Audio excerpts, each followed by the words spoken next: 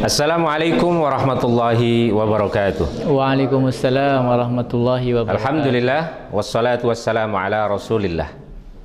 Podcast Gisting Mengaji Masjid Al-Munawwarah Gisting, alhamdulillah bisa kembali hadir pada pagi hari ini. Dan alhamdulillah podcast Gisting Mengaji Masjid Al-Munawwarah Gisting pagi hari ini bisa menghadirkan beliau Ustadz Rahmat Santosa. Dan sebelum diskusi di podcast Gisting Mengaji ini berjalan, sejenak kami akan memperkenalkan beliau Ustadz Rahmat Santosa, yang alhamdulillah pagi hari ini pun beliau sebelum ini mengisi kajian subuh berjamaah di Masjid Al-Munawwarah Gisting. Nama beliau adalah Ustadz Rahmat Santosa. Alamat beliau di Bandar Lampung. Kemudian aktivitas dakwah beliau diantaranya adalah beliau sebagai Ketua Korps Mubaligh Muhammadiyah Lampung. Kemudian yang kedua, beliau juga sebagai Ketua Bidang Kaderisasi Pemuda Dewan Masjid Indonesia atau DMI Provinsi Lampung. Assalamualaikum Ustadz. Waalaikumsalam warahmatullahi wabarakatuh. Ustadz Fadail. Alhamdulillah, ini yang ketiga kali alhamdulillah Ustadz bisa hadir di Masjid Al-Munawwarah Gisting ini, dan semoga Allah semakin melipat gandakan kemanfaatan antum, Ustaz. Amin, amin. Ada beberapa pertanyaan yang pagi hari ini insya Allah akan kita sampaikan kepada antum, Ustaz. Yang pertama itu, ini masih terkait dengan materi kajian Ustadz tadi di subuh mengaji berjamaah di Masjid Al-Munawwarah Gisting. Pertanyaan pertama yaitu, apa itu izzah? Sehingga kemudian para pemirsa memahami apa itu izzah gitu. Monggo Ustaz. Iya, baik Ustaz. Assalamualaikum warahmatullahi wabarakatuh. Waalaikumsalam warahmatullahi wabarakatuh. Pemirsa dimanapun antum berada, alhamdulillah wassalatu wassalamu ala Rasulillah. Izzah ya, al-izzah itu artinya kemuliaan itu.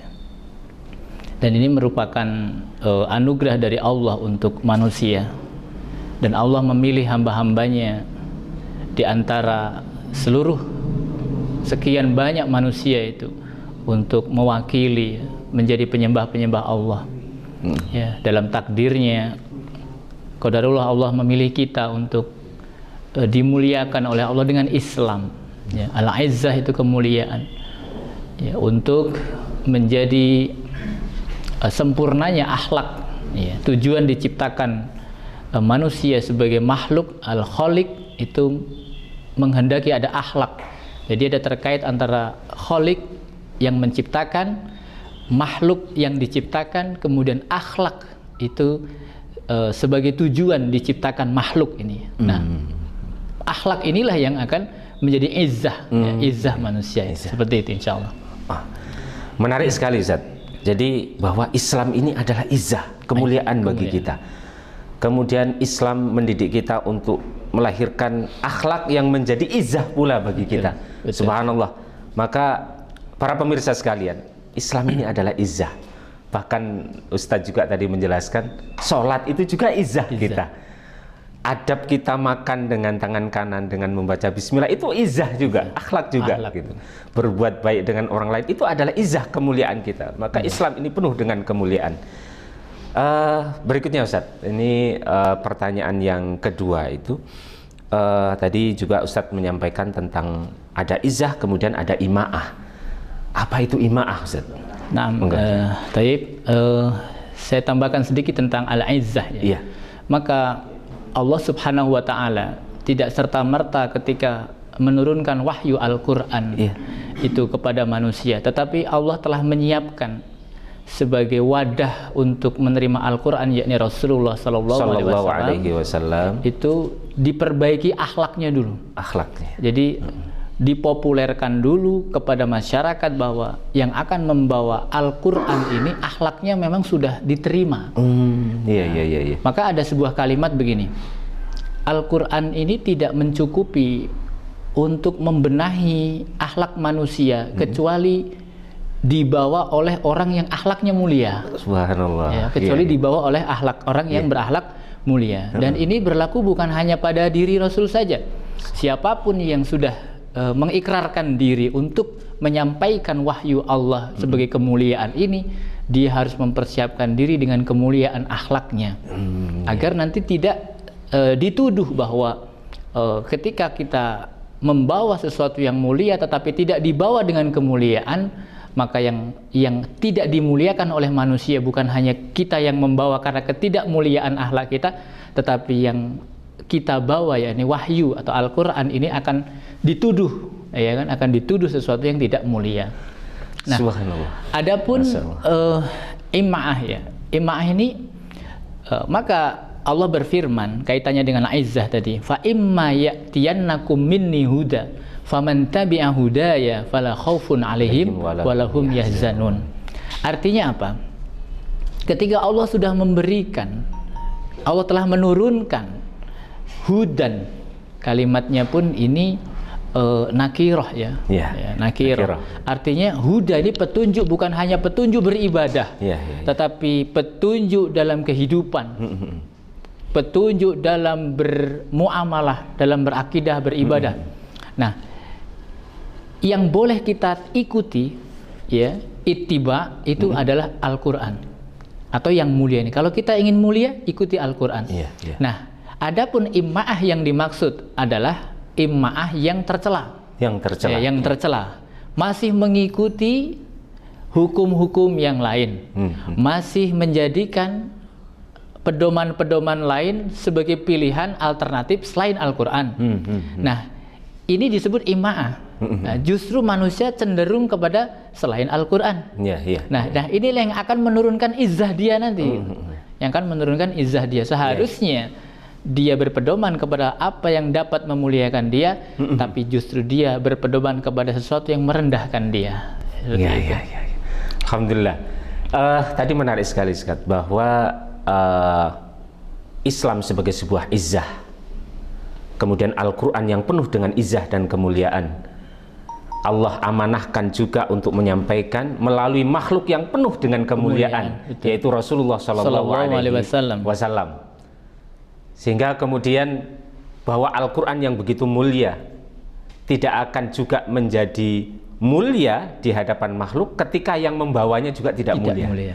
Nah, ini menarik sekali, Ustaz. Mungkin juga kenapa Islam kok jatuh dalam kancah peradaban itu mungkin karena peran kita juga, Ustaz, ya. Kita ini belum baik gitu.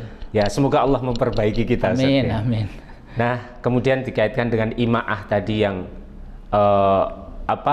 cenderung menjadikan konsep-konsep lain sebagai panutan, yang padahal Allah sudah memilihkan Al-Quran itu sebagai izzah. Kemudian kita kaitkan, Ustaz, ini terkait dengan fenomena di tubuh umat kita ini, yaitu di umat Islam ini. Apalagi ini dikaitkan dengan tahun baru ini, ya.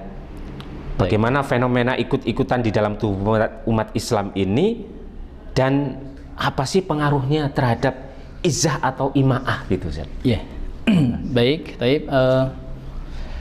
Begini, umat Islam ini terjebak, seperti ya, terjebak dikotomi antara baik dan benar, begitu. Islam itu hadir sebagai sebuah konsep yang lengkap, ya, komprehensif, tidak membedakan yang penting benar atau yang penting baik, tetapi harus baik dan benar. Harus baik dan benar. Ketika kaum muslimin hanya memandang dari satu sisi, dari kebaikannya saja, ini akan berpotensi masuknya kebaikan lokal, yang bersifat lokal, yang belum tentu baik di lokal yang lain. Nah, ketika mereka berprinsip seperti itu, atau hanya memandang dari satu sisi, yakni baiknya saja, ya, baik yang subjektif. Padahal baik dalam Islam itu adalah apa yang menurut Allah dan Rasulullah SAW baik. Jadi bukan menurut manusia baik, ya, karena menurut manusia baik belum tentu baik menurut Allah dan Rasulnya, seperti itu. Maka jangan dipisah.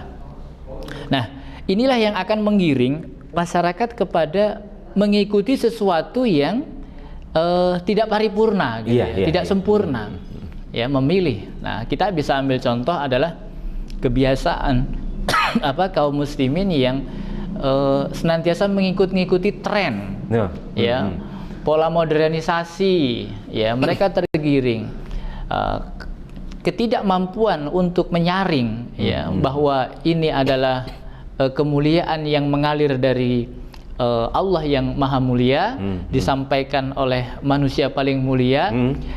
Input ini kurang begitu banyak sehingga kemampuan menyaring informasi dan pedoman itu sendiri yang semakin lemah. Maka dalam kalimat itu Allah akan mencabut ilmu dengan mewafatkan ulama. Para ulama. Ini qadarullah, ya. Rasul juga telah bersabda di hadis riwayat Muslim bahwa nanti umatku akan mengikuti umat-umat sebelum mereka, ya, sehasta demi sehasta, sejengkal demi sejengkal, sampai masuk lubang biawak pun mereka ngikut. Mereka ikut, ya. Ini artinya apa? Melakukan sesuatu yang mustahil dilakukan, itu dilakukan. Dilakukan gitu. Sekarang. Seharusnya itu mustahil dilakukan.